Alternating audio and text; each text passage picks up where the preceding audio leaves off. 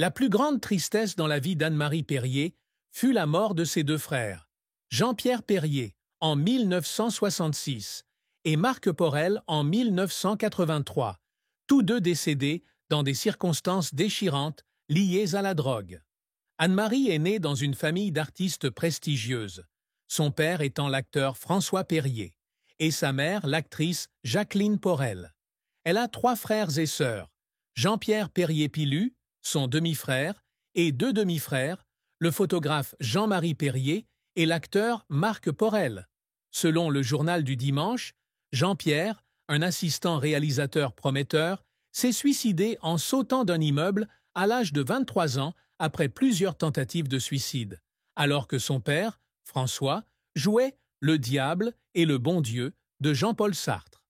Marc Porel, un acteur talentueux, est décédé à l'âge de 34 ans à Casablanca, au Maroc, d'une overdose de drogue. Ces pertes ont laissé de profondes cicatrices émotionnelles sur Anne-Marie.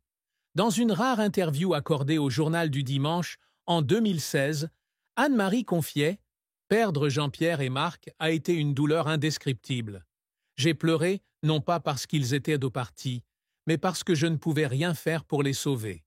Je me sentais impuissante et coupable de ne pas avoir reconnu les signes plus tôt. » La disparition des deux frères a changé à jamais la famille Perrier, en particulier son père, François, qu'Anne-Marie décrit comme « n'étant plus jamais le même » après la mort de Jean-Pierre.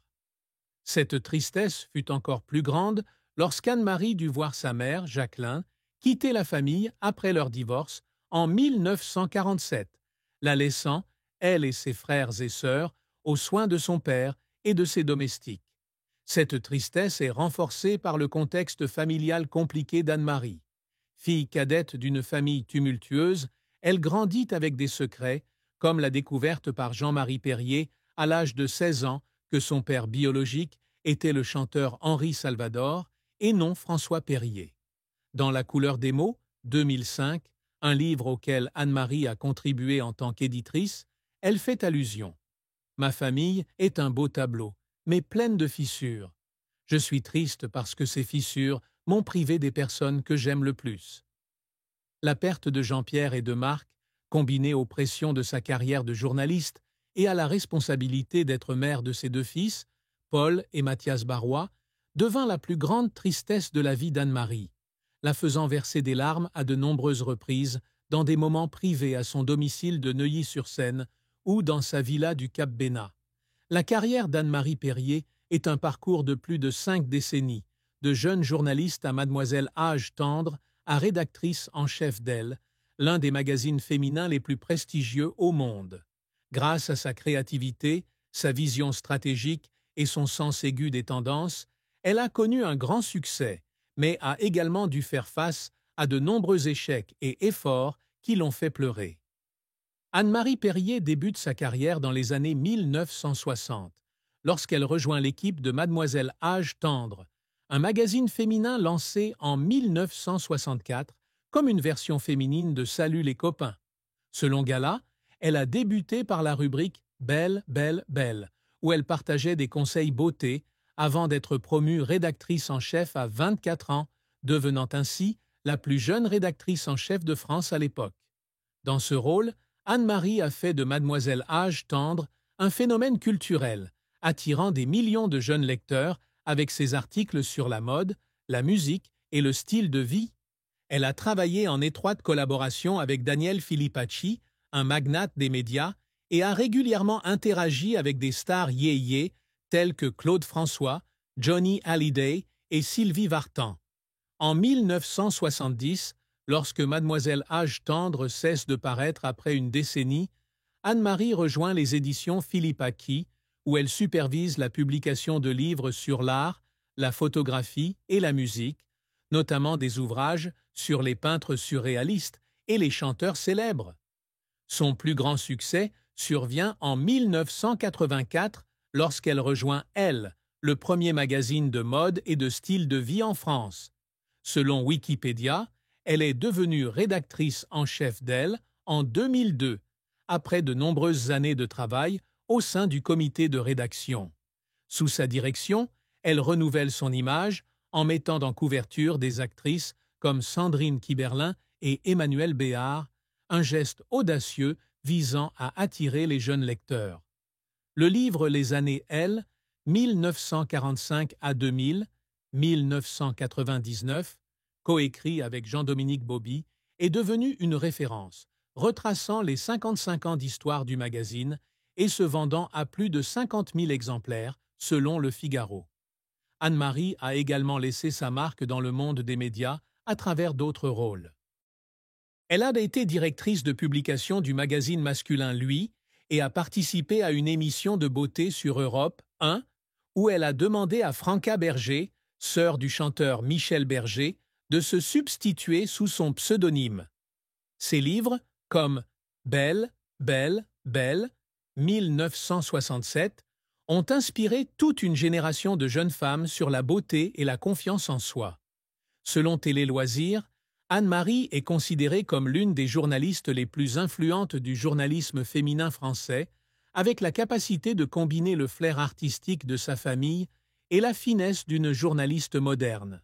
Cependant, la carrière d'Anne-Marie n'a pas été sans revers. L'un des échecs majeurs fut lorsque Mademoiselle Âge tendre cessa de paraître en 1970 en raison de la concurrence féroce des revues Salut les copains et Âge tendre et Tête de bois.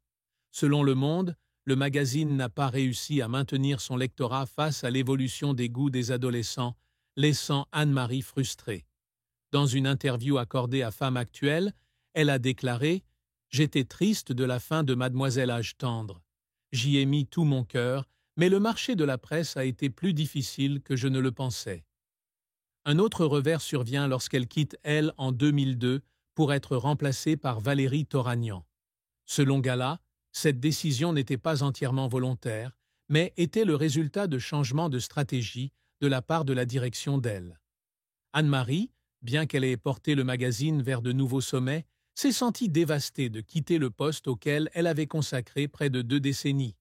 Dans le journal du dimanche, elle a laissé entendre « J'ai appris que rien n'est éternel, même quand on pense avoir construit un héritage. » Quitter Elle marque son retrait du journalisme pour une vie plus privée avec Michel Sardou. Anne-Marie a également été critiquée pour son style de leadership chez Elle. Certains critiques, comme l'a souligné Télérama, ont fait valoir qu'elle se concentrait trop sur la haute couture, ce qui aliène parfois le lectorat grand public du magazine. « Je suis triste quand je suis incomprise », a-t-elle déclaré en 2003 lors d'une interview accordée à Europe 1. « Je veux que Elle soit un lieu où chaque femme se sente représentée, mais tout le monde ne se sent pas ainsi. » Les efforts d'Anne-Marie Perrier s'accompagnent souvent de moments d'émotion. L'une des fois qui l'a fait pleurer, c'est lorsqu'elle a assumé le rôle de rédactrice en chef de Mademoiselle Âge tendre à l'âge de 24 ans.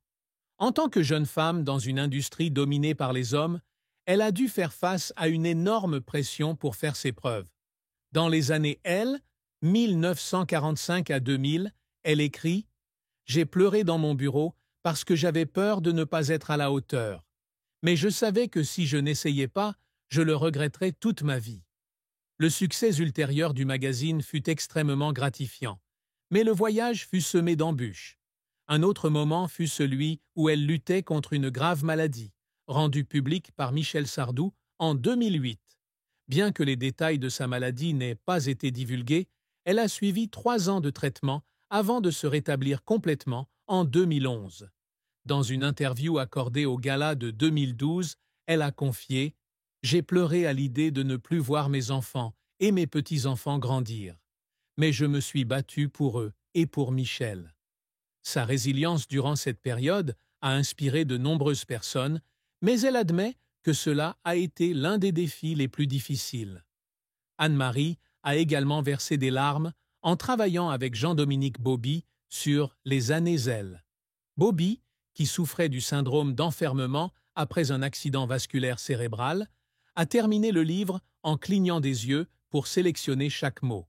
Dans le journal du dimanche, elle a déclaré « J'ai pleuré en voyant Jean-Dominique se battre pour terminer le livre. Il m'a rappelé combien la vie est précieuse. » Ces moments montrent une Anne-Marie sensible, toujours dévouée à son travail et aux prises avec les pressions de la vie. La triste fin de la vie d'Anne-Marie Périer fut la mort de son père, François Périer, le 28 juin 2002, à l'âge de 82 ans, d'une crise cardiaque. François, acteur de théâtre et de cinéma renommé avec plus de 100 rôles, du samouraï à Z, a eu une profonde influence sur Anne-Marie. Selon le journal du dimanche, elle décrit son père comme un homme respectable, qui lui a inculqué l'amour de l'art et la persévérance.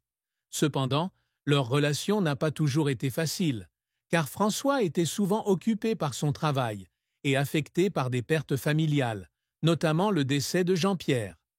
Le décès de François a laissé un immense vide dans le cœur d'Anne-Marie, d'autant plus qu'elle avait le sentiment de ne jamais avoir pleinement renoué avec son père après les événements familiaux. Dans une interview accordée à Femme Actuelle, elle a déclaré « Je